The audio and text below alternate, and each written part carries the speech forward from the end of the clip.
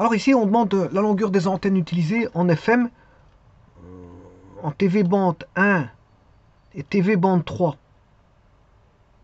En TV bande 1, TV bande 3. Alors, avant toute chose, je vais voir vite, voilà, ici, des bandes de fréquences.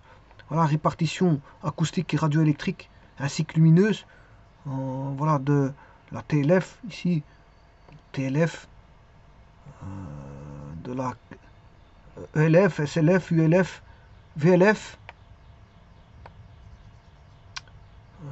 MF, HF, VHF, UHF, SHF, EHF et THF. Voilà. Donc par exemple, la TLF, c'est de la basse fréquence. Et c'est même énormément basse fréquence. D'où le T qui est tremendously, extrêmement, c'est un adverbe, hein, tremendously, c'est un verbe qui veut dire énormément.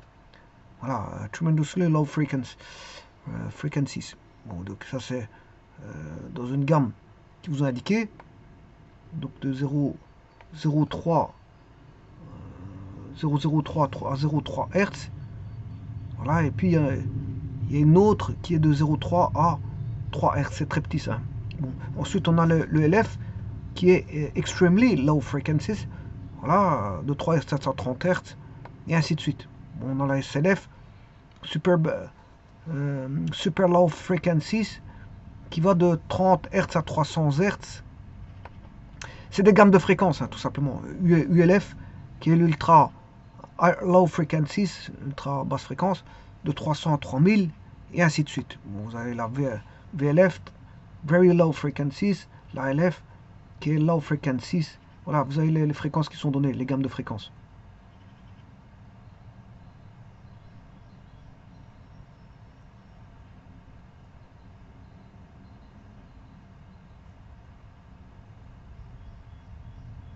Alors, la MF, medium frequencies, on est dans les moyennes, les ondes moyennes, HF, la haute fréquence. Vous avez ensuite, au-dessus de la haute fréquence, vous avez les très hautes fréquences, very high frequencies, et ensuite les ultra hautes fréquences, UHF. Et bien sûr, il y a encore la SSHF, super haute fréquence, qui vaut de 3 Giga à 30 GHz. Et encore, on peut encore aller plus loin, puisqu'il y a le EHF, Extremely High Frequencies, de 30 GHz à 300 GHz, et on peut encore monter plus haut en THF, c'est-à-dire énormément haute fréquence, 300, voilà, on peut même, vous voyez, il y a du terahertz, 30, 300, et supérieur à 3000 terahertz, donc c'est immense en fréquence. Bon. Donc, vous voyez, il y a les gammes, ça c'est toutes les gammes de fréquences que vous... Comment on a répertorié les gammes de fréquences? Alors, l'IPPT, ici c'est en Belgique, comment elle distribue voilà, les gammes de fréquences? Comment elle distribue les gammes de fréquences? Donc, ça, ce sont les fréquences attribuées, certaines ne sont pas attribuées. Donc, vous ne pouvez pas mettre des fréquences qui rentrent dans la zone là, parce que vous allez voilà, risquer de perturber voilà, les signaux envoyés en radio-navigation, ou radio, ou tout simplement en radio, ou tout simplement voilà, des signaux militaires, des signaux satellites, des signaux tout ce que vous voulez. Ah, ça c'est l'IBPT. C'est l'Institut belge des postes de télécommunications, ou encore Institut de service, Institut belge de service des postes et télécommunications. L'IBPT. Qui régule justement et qui donne les gammes de fréquences. Hein. On ne fait pas n'importe quoi avec les gammes de fréquences.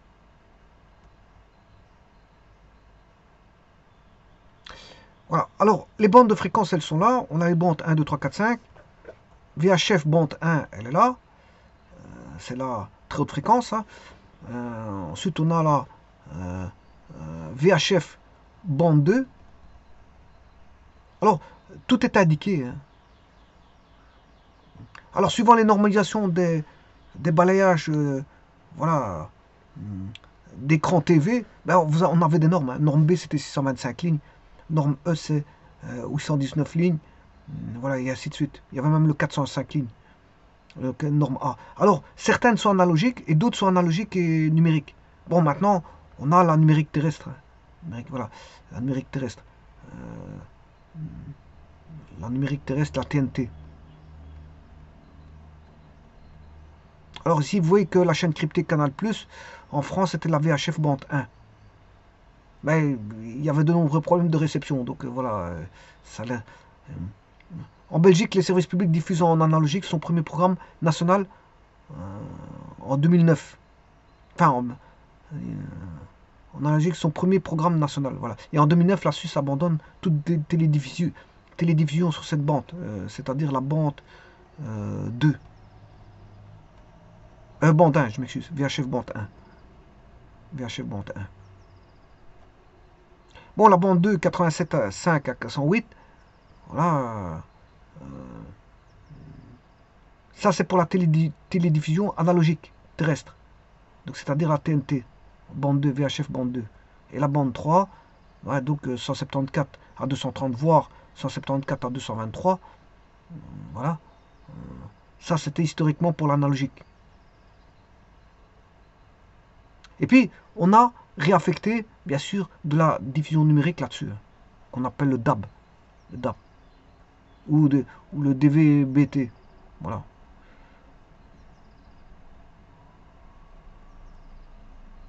Voilà, donc ici, je vais mettre les gammes de... Et alors, il existe d'autres gammes de fréquences, bien sûr.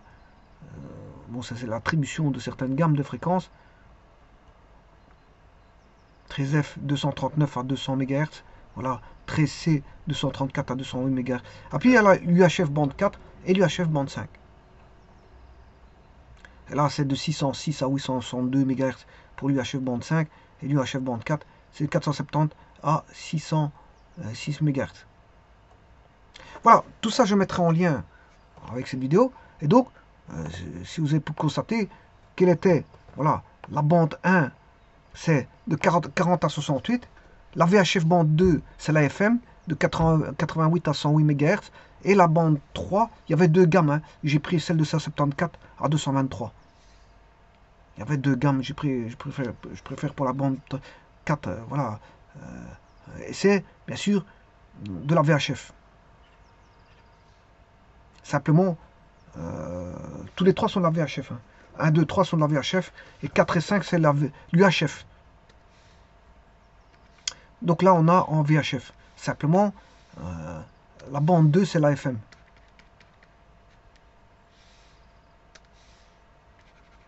Voilà.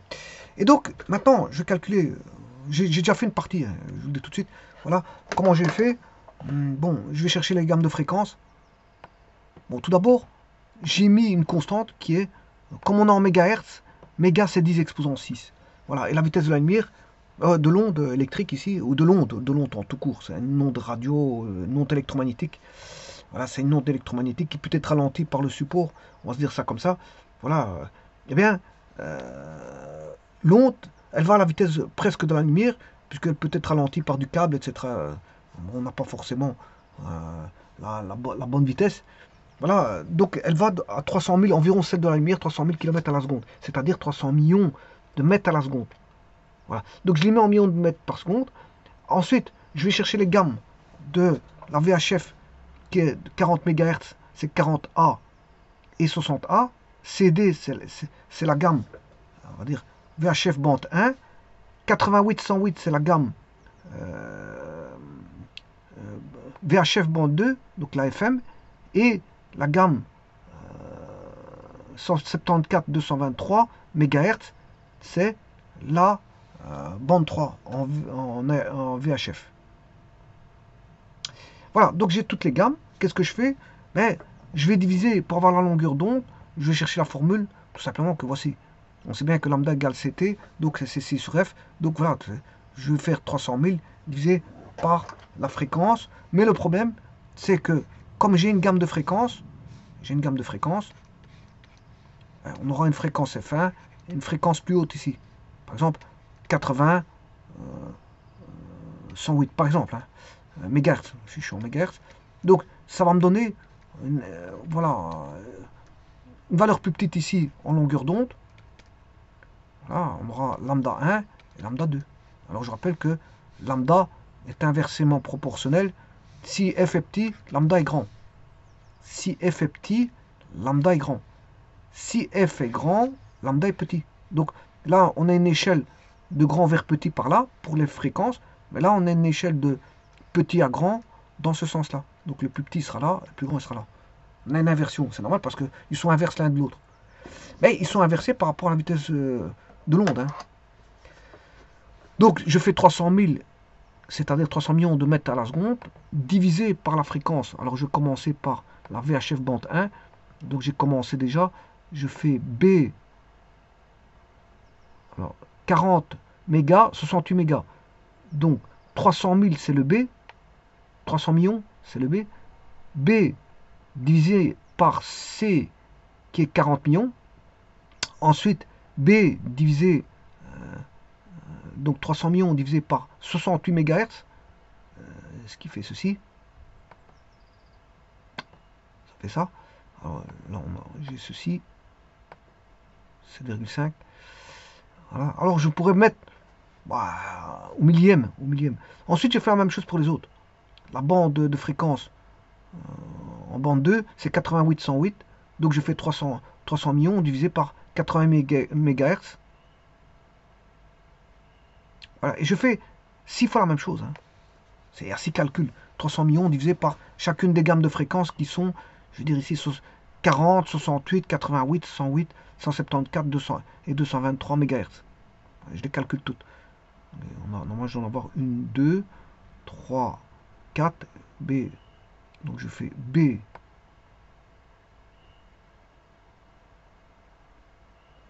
B.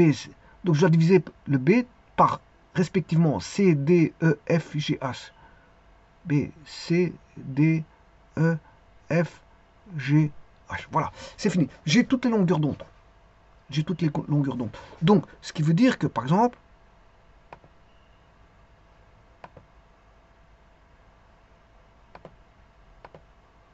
« 40-68 », je vais les mettre en bande 1, VHF.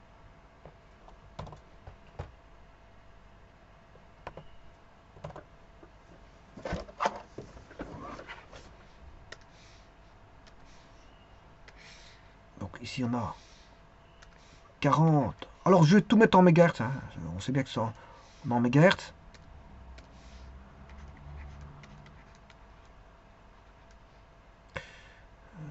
Voilà. Donc bande 1.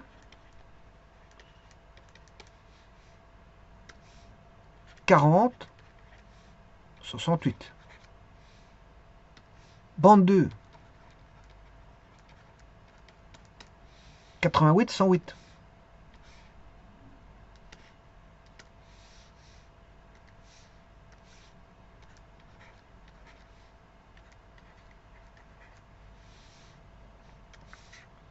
Bande 3, 174, 223.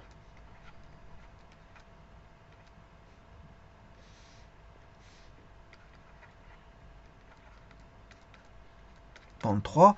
Alors bande 2 c'est la FM. Et là je calcule ici pour 40. Alors respectivement, il faut que j'aille les chercher. B, C, D, E, F, G, H.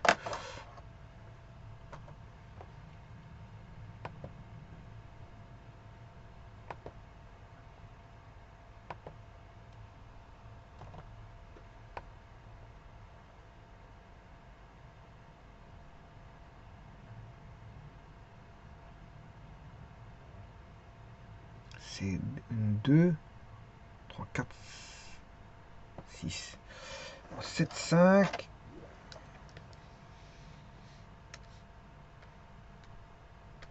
C'est 5,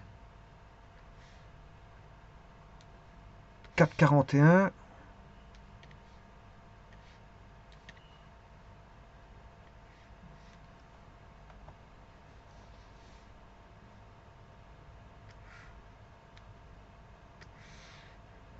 3,41.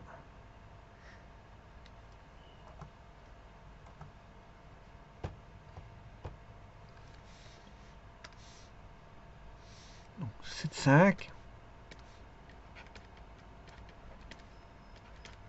4,41,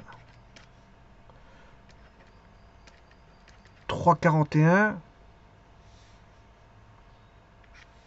2,78, 1,73, 1,72 et 1,35.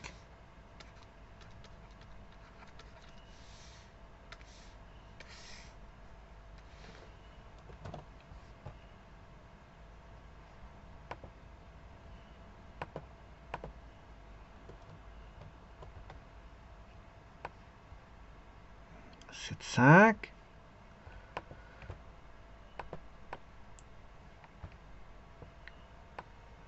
4,41.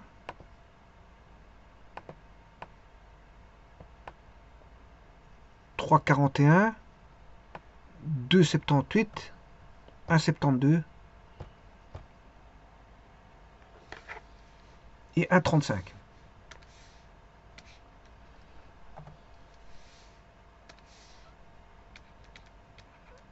Alors ici, bien sûr, tout est en mètres. Hein. C'est une longueur d'onde. Ici, on a les fréquences. Et là, on a les longueurs d'onde. Alors, donc, on a ici 7,5 mètres à 4,41 mètres. 3,41 à 2,78. Enfin, de 3. Je m'excuse. Je refais la chose. De 40, on a la fréquence ici. 7,5 à 4,41. La bande de fréquence 88, 108, 341 à 278, 174 à 223, 172 à 135.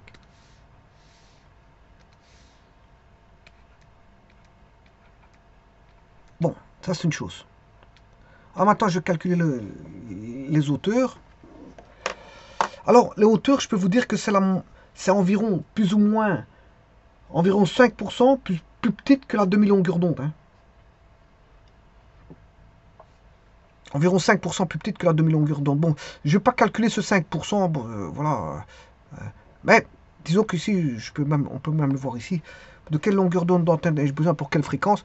La longueur d'onde requise pour une fréquence spécifique radio amateur dépend de la longueur d'onde, de la fréquence à recevoir ou à transmettre. En règle générale, pour une transmission optimale, l'antenne doit avoir la moitié de la longueur d'onde de la fréquence, c'est-à-dire lambda demi, et au point d'alimentation, cette longueur doit être divisée par 2, de sorte que chaque côté doit mesurer voilà, lambda sur 4.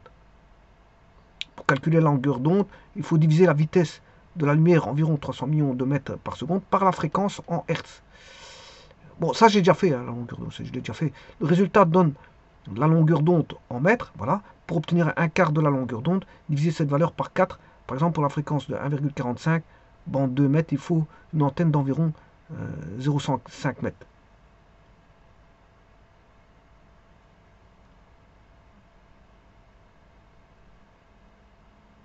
Bon, moi je vais diviser par 2, pas par 4.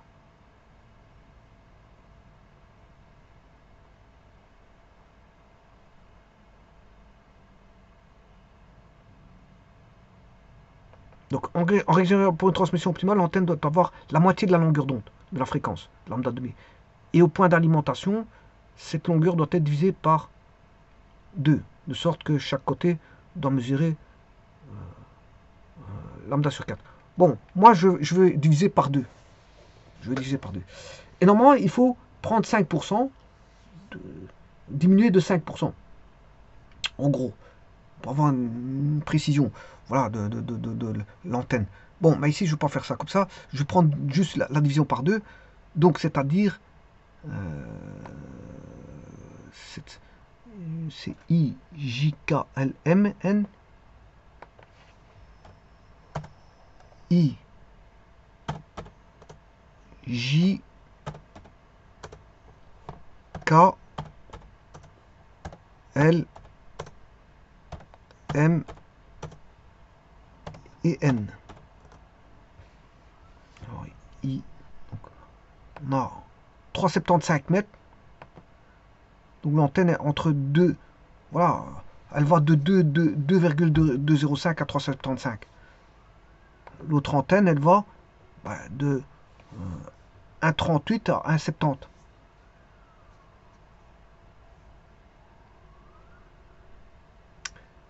1,38 à 1,70. Et l'autre antenne, elle va de voilà, 0,67 à 0,86 mètres.